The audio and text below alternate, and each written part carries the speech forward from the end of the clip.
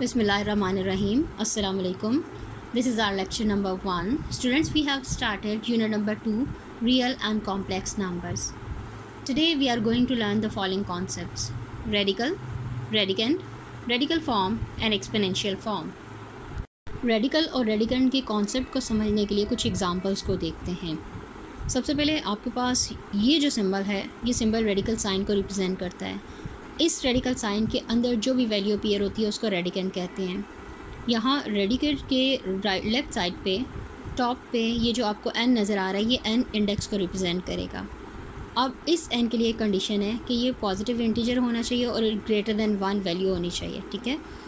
अब next example को देखते हैं। उसमें हमारे पास यहाँ पे ये रेडिकल साइन के अंदर x अपीयर हो रहा है, तो इसका मतलब है x रेडिकंड होगा, जबकि ये जो टॉप पे वैल्यू आपको नज़र आ रही है 5, ये इंडेक्स है। इसी तरह एक और एग्जांपल देखते हैं। यहाँ पे 25 रेडिकंड है और 3 जो है वो इंडेक्स है।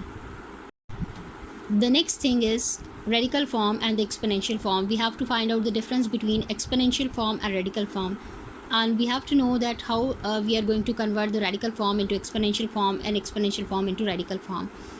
In radical form, radical sign, this is the radical sign as I told you before. In radical form, this radical sign is used. Here are the examples. You can easily see this radical sign in both of the examples. In exponential form, we replace this radical sign by the exponent. What does the word exponent means? Exponent means power. For instance, x raised to the power 3 by 2. Here 3 by 2 is exponent and power. Here z raised to the power 2 by 7. In this example, 2 by 7 represent as an exponent. So look at this, x raised to the power 3 by 2. X is known as base, while 3 by 2 is known as power or the exponent. Now let's start exercise 2.3, question number 1. Write each radical expression in exponential notation and each exponential notation in radical notation. Do not simplify. Okay, well, this question has 4 parts. 1, 2, 3, 4. This part involves the radical sign. It means it is the radical form. And you can see that 2 raised to the power 3 by 5, it is an exponential form. This is also an exponential form, and this is also an exponential form. We convert this radical form into exponential form. This minus 64, as I told you before, is known as the radicand. Radicand becomes the base in exponential form. So we write minus 64 as base.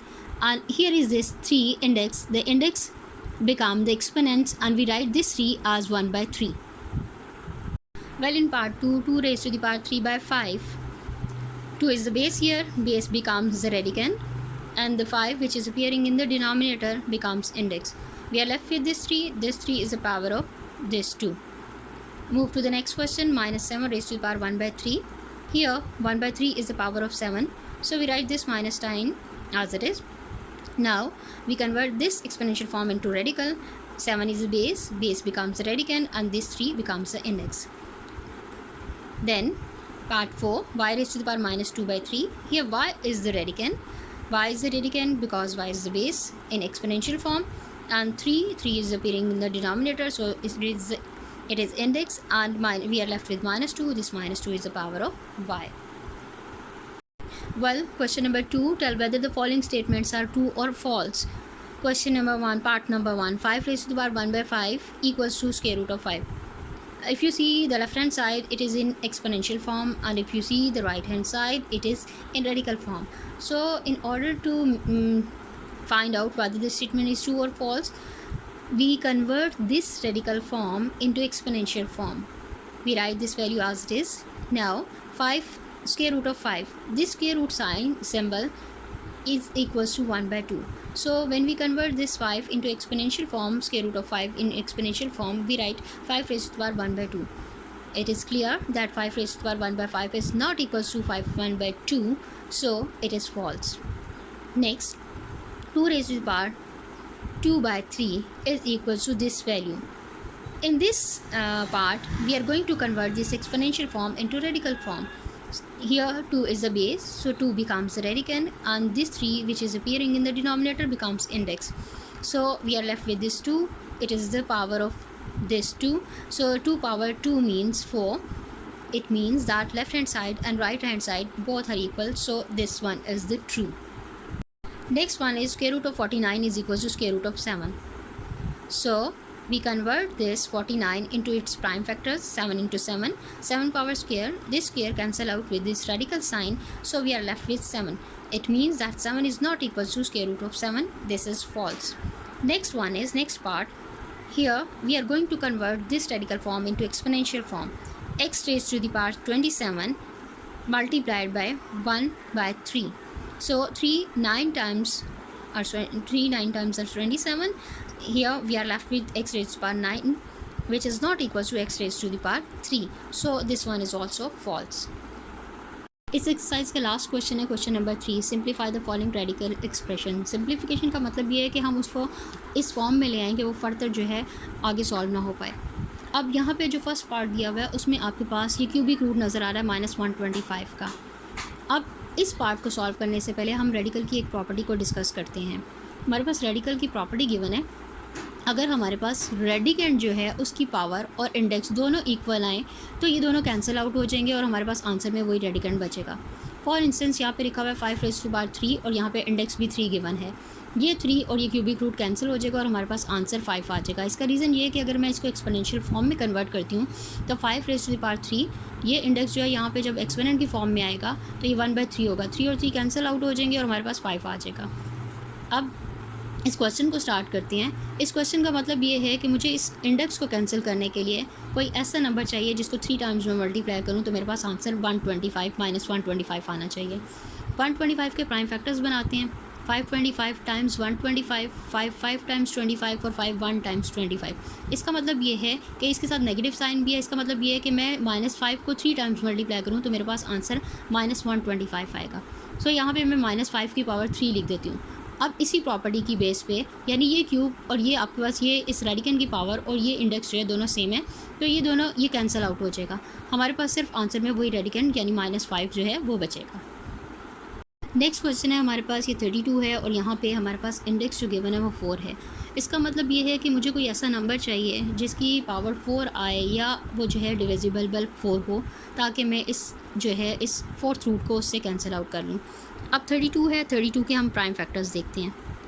2 16 times 32, 2 8 times 16, 2 4 times 8, 2 2 times 4 and 2 1 times 2.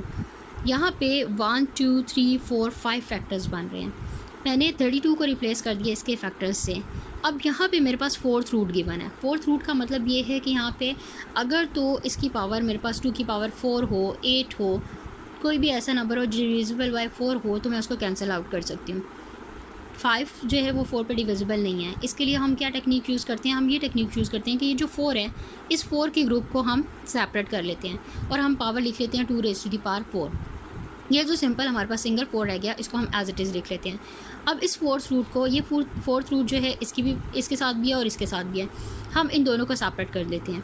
Separate करने के बाद यहाँ पे वही same property apply हुई कि इसका जो है इंडेक्स की जो पावर है वो रेडिकेंट की जो पावर है वो इंडेक्स के इक्वल आ गई है. तो हम क्या करेंगे इन दोनों को कैंसिल आउट कर देंगे. हमारे पास ये जो 2 है ये फ्री हो जाएगा इस रेडिकल साइन से और हम यहाँ पे 2 लिख लेंगे और रिमेनिंग ये जो वैल्यू है इसको फर्दर हम सॉल्व नहीं कर सकते इसलिए ये एज इट इज़ आंसर में आ जाएगी.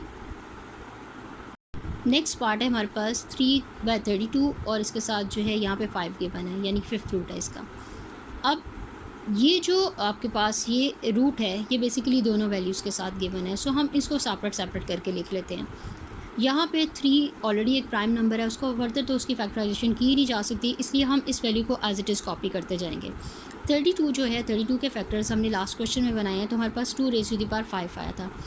अब हमने इसको 2 रेज़ टू द पावर 5 के इक्वल लिख लिया. अब इसकी पावर और ये इंडेक्स जो है दोनों सेम आ गए. इसका मतलब है ये कैंसिल आउट हो गया और हमारे पास आंसर में यही रेडिकेंट आ गया. ऊपर वाली वैल्यू जो है जो कि फर्दर सिंप्लीफाई नहीं हो सकती इसलिए आंसर में वो एज इट इज़ आएगी. लास्ट पार्ट है हमारे पास -8/27 रेडिकेंट दिया हुआ है और इसमें इंडेक्स गिवन है 3. इसका मतलब है कि मुझे 8 और 27 को ऐसे फैक्टर्स में कन्वर्ट करना है जिसकी पावर 3 आए ताकि मैं उसको इस इंडेक्स से कैंसिल आउट कर सकूं. अब 8 को अगर हम देखते हैं तो 8 के फैक्टर्स अगर हम बनाएं तो 2 4 टाइम्स 8, 2 2 टाइम्स 4 एंड 2 1 टाइम्स 2 यानी 3 टाइम्स 2 आएगा. इसी तरह से अगर हम 27 के फैक्टर्स बनाते हैं तो 3 9 टाइम्स 27, 3 3 टाइम्स 9 एंड 3 1 टाइम्स 3। इसका मतलब ये है कि मेरे पास 3 टाइम्स 2 को मल्टीप्लाई किया जाए तो 8 आएगा, और 3 टाइम्स 3 को मल्टीप्लाई किया जाए तो ये मेरे पास 27 आएगा। अब इन -8/27 वैल्यू है, तो इट मीन्स कि हर एक फैक्टर के साथ हमने माइनस का साइन जो है वो लगाना है। मीन्स के -2/3 3 टाइम्स रिपीट होगा तो मेरे पास -8/27 वैल्यू आती है। यहाँ पे रेडिकन की पावर और इंडेक्स सेम हो गए तो ये कैंसिल आउट हो जाएगा और हमारे पास आंसर में -2/3 आ जाएगा।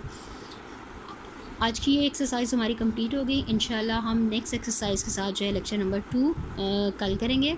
आपने ये काम जो है हादियन शीट्स पे नीट हैंड राइटिंग में करना है। जज़ाकल्लाह।